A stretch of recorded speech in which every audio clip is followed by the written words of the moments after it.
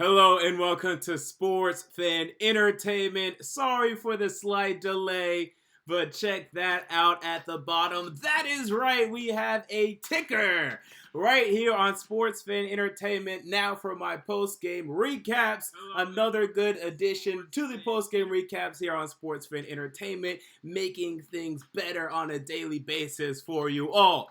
But here we go, Game 2 of the 2019 NBA Finals, in which we saw the Golden State Warriors bounce back and win this game in the fashion of 109 to 104. We are tied 1-1 now in these NBA Finals, and I told you all that we were going to have a competitive NBA Finals, and in a competitive NBA Finals, we are certainly getting an entertaining NBA Finals. We are certainly getting, and I'm absolutely here for it. There was plenty of drama here today in this basketball game. After 3 nights off, both these teams had the opportunity to get prepared for this game, get ready to make adjustments, and you saw the adjustments that were made early on. Steve Kerr deciding to start Draymond Green. At first, I questioned this decision. I did not know why he went with DeMarcus Cousins in the starting lineup. DeMarcus Cousins did not look competent at all in that game one. He looked slow to me. He looked sluggish to me. He looked out of shape. And this is to be expected for a guy that's coming off of a torn quad and also coming off of still with a torn Achilles that was, yes, over a year ago now. But that's still a significant injury that takes time to really come back to be 100% from. I did not understand the decision to start DeMarcus Cousins in this game before this game, but throughout this game, you saw his impact, and you did not see it much early. He was definitely struggling early, but he definitely found his rhythm, definitely found his flow, and really was integral to this game for Golden State, coming down with 11 points, 10 rebounds, and 6 assists, and his length is so necessary for Golden State against this Toronto Raptors team. That is incredibly lengthy. They have a 6'6 shooting guard in Danny Green. They have a lengthy 6'7 Kawhi Leonard, who, yes, is not very tall for a small forward, but he's very lengthy, has a very long wingspan that challenges shots and causes a lot of problems for teams defensively. They have a very lengthy Pascal Siakam, who consistently gave them problems in game one. He was absolutely pretty much silenced today. He had 12 points, but he struggled from the field. And outside of a highlight dunk, he definitely had his issues. And they have Marc Gasol and they have Serge Ibaka. And those guys were so huge in game one. They were minimized in this game in a large part to me due to DeMarcus Cousins, but also to Draymond Green. And right now for the Golden State Warriors, Draymond Green is absolutely their MVP. He has been their most consistent and best player in this series, with Klay Thompson being a close second. Steph Curry coming in at third to me overall, but not far behind Klay Thompson. But Draymond Green, he's kept the energy. He's kept the Warriors moving forward. He provided that defensive effort today. He was absolutely sensational, pushing the pace. He had some turnovers. He still had some Draymond Green-isms, right? He had almost a technical foul once or twice. He still gets into it, referees with time to time, but he's actually much more reserved than he's been, right? So I loved the play of Draymond Green and DeMarcus Cousins today. Steph Curry was so cold. He was an absolute ghost in the first half, at least for most of the first half, definitely the first quarter. Came alive at the end of the second quarter, carried it into the third quarter, and then the Warriors went on that run. And I knew in the second quarter, when the Raptors were absolutely starting to run, they got up by 12 with, I want to say, 3 or 4 minutes left in that second quarter. They should have absolutely stomped on the throat of the Golden State Warriors. They had them right there where they wanted them, but they missed some open threes. Fred VanVleet, Kyle Lowry missed some open threes with the opportunity to really step on the throat of Golden State, which you have to do. We saw them against Portland. Okay, that Portland Trailblazers series, yes, it was a sweep. But for 3 of those games, they were down at halftime. For 3 of those games, the Blazers were ahead comfortably by double digits. And yet, the Warriors came back again and again and again and again. When you have these leads, you must extend these leads, and then they're going to come on their run. Don't doubt it at all. but you need to respond with your own. You cannot have these scoring dry spells that the Raptors have been having throughout these entire playoffs. The Raptors consistently throughout these playoffs will go 3, 4, 5, 6 minutes sometimes. Tonight we saw almost 6 minutes to begin the third quarter. It was like 5 minutes and 40 seconds. They couldn't buy a bucket. They couldn't buy a field goal or a free throw. And to me, that comes down to Kyle Lowry and, more importantly, Kawhi Leonard. And yes, we know how great Kawhi Leonard is. I'm not downplaying that. I'm not minimizing that. But whenever your team is struggling, and it's going to happen, your role players from time to time, they're going to take a bad seat, and you have to get to the foul line. And he did a great job of that in the fourth quarter. He did not do a good job of that at the beginning of the third quarter when they needed it most, when their lead was slipping away. Then he realized at the end of the third quarter, early fourth quarter, okay, I just need to barrel to the free throw line, get there, shoot some free throws to keep us afloat. It was great then. We should have seen that throughout the entire third quarter period, and really early on in that period where the Raptors were really struggling, they needed it most. Point blank simple, Kawhi. Look, he had 34 points today. He was 8 of 20. That's a 40%. You like for it to be a little higher. 14 rebounds. That's still really good. But in order for the Raptors to upset this team, and it's still an upset because the Golden State Warriors are still the Golden State freaking Warriors. They're winners of the past, of 3 of the past 4 NBA Finals, the greatest dynasty of this decade. If you want to beat this dynasty, you're going to have a 40 burger, I'd say at least 3 times in this series. At least. Okay, and that was required today. And I'm not going to let Kyle Lowry off the hook. Because Kyle Lowry, again, he's completely getting off because now we kind of realize what he is. He's never going to be, that guy that we want him to be. But Fred VanVleet is being a better point guard for the Toronto Raptors right now than Kyle Lowry. Yes, Kyle Lowry will occasionally and actually pretty consistently take a nice charge, and that's great and that's cute and that's whatever. But they needed scoring early in that third quarter. That's where this game was lost. When Golden State went up by 10 points, there was a 5-point lead at the end of the first half, but it was a 12-point lead in the second quarter. When this lead was being erased, they needed Kyle Lowry, they needed Kawhi Leonard, because it's going to happen. The Marc Gasols of the world, the young Pascal Siakams of the world, the Norman Powells, the Fred VanVleet, they're not going to show up consistently throughout the game. You have to recognize as a star, okay, no one's bringing it right now for this period of the game. I got to get to the free throw line. I got to get some production. And then what you also do, you balance that with whenever they're doing well. When Fred VanVleet was hitting those shots early, you can take a back seat. You can let them do their thing, continue to distribute, get Danny Green involved, get everyone involved. But then when your team gets silent, that's when you have to step up. That's when you have to do something. That's what Steph Curry did. When the Warriors were struggling, when they were down, they looked to be out in that second quarter. Stephen Curry showed up then.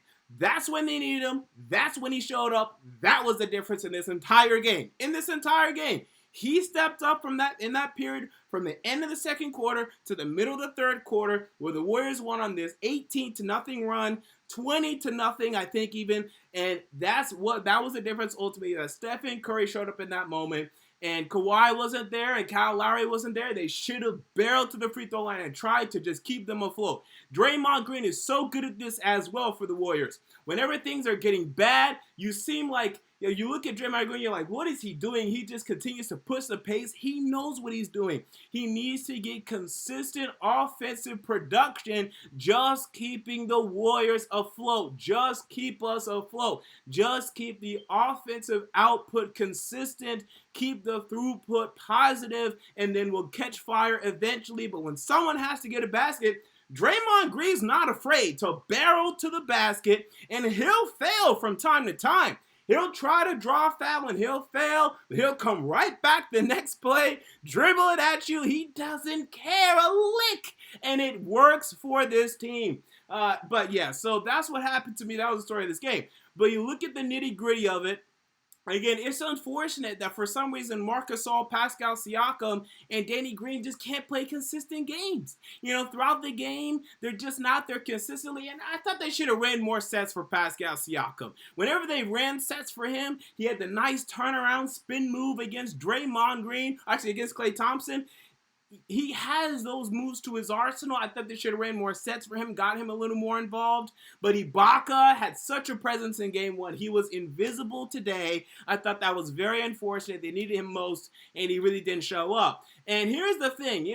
It's so funny watching everyone react to these playoffs because everyone's so reactionary. If you would have went on Twitter in the second quarter, the dynasty's over, the Warriors are going to lose this series. No, the burden was on Toronto to win this game and the last game to go up 2-0. Now, this series is completely in the Warriors' hands. Completely, entirely, without a doubt. Because, number one, they have now stolen back home court advantage. Home court advantage is now theirs, okay? Even if, and I expect this to happen, even if the Toronto Raptors go to Golden State and win one of the next two, and I actually believe that will happen, ultimately then is going to come down to games 6 and or 7. And the question is, can Toronto truly close out Golden State in game 6, assuming they win game 5? Okay, and that's a big assumption. Hell no, especially if Kevin Durant's out there, and he's probably going to be out there by game 6. And then even if they extend it to Toronto game 7, can they close out this dynasty with Kevin Durant, Stephen Curry, and Klay Thompson in that game 7, even if it's in Toronto, which now the Warriors have won in. They're no longer afraid of Toronto. They won there today.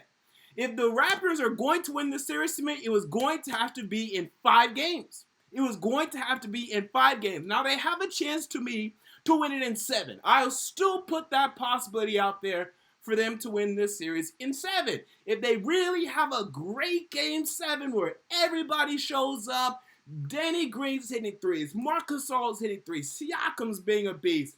But now you're seeing DeMarcus Cousins is getting healthier. He is getting more confident. Draymond Green still on his A game. This was a bad game from Stephen Curry, and they still won this game.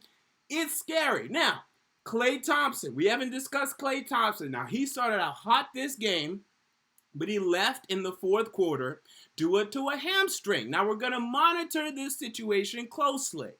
It's only a hamstring. I highly doubt it's going to be serious, but we'll see. Okay, we will see on that.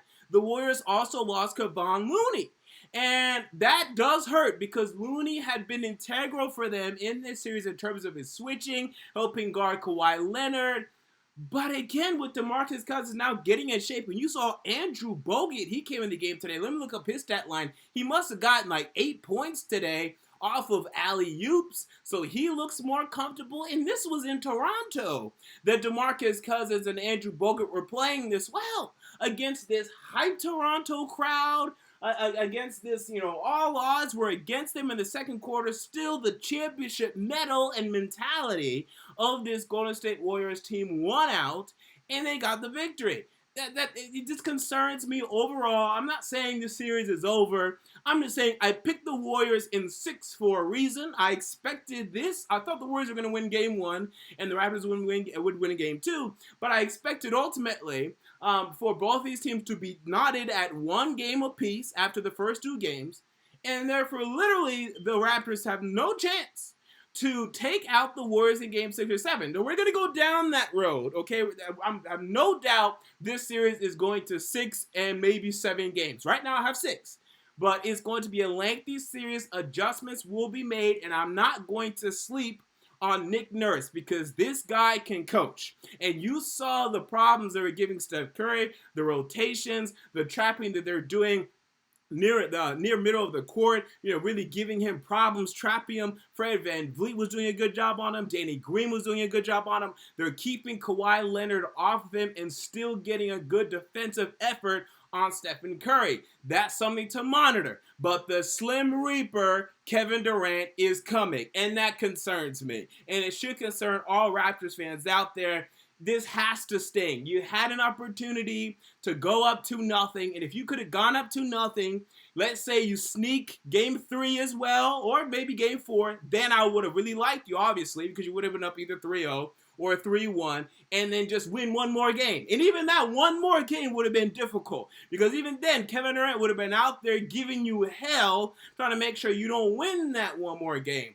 But man, it's so tough for Toronto to me. This was such a good opportunity, being up in the second quarter by 12 points and fumbling the bag.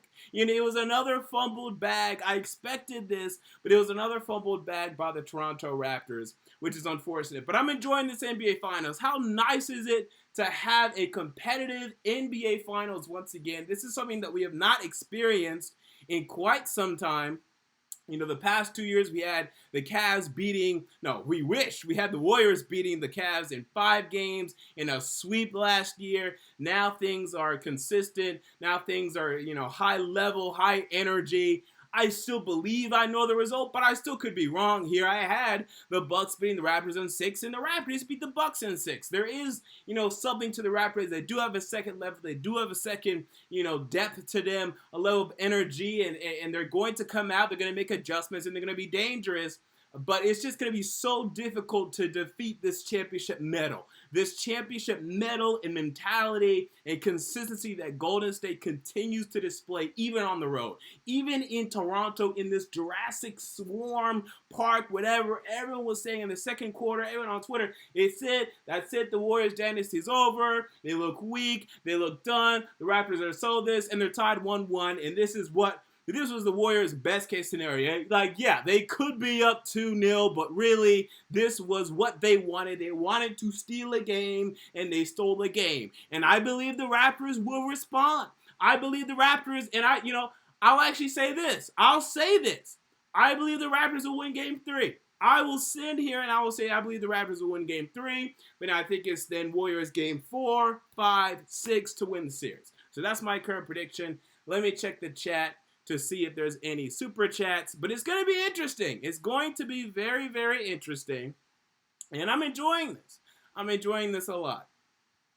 All right, so there are no super chats, so I'll go ahead and get out of here, but again, I will be live following each and every game. I hope you guys enjoyed the ticker. Sorry it took a little while for me to get on here. I was writing that, but next time I'm going to write it during the game. I think that would actually help. But again, I need the final statistics though, so it takes a little longer. But, again, I'll be on here after each and every game, so hope you guys enjoy this. So there you go. Those are my thoughts on Game 2 of the 2019 NBA Finals. What are your thoughts? Comment down below. I want to know. If you enjoyed the video, make sure to like, comment, and most importantly, to subscribe. And until next time, this has been MJ of Sports Fan Entertainment, and I'm out. See you all later.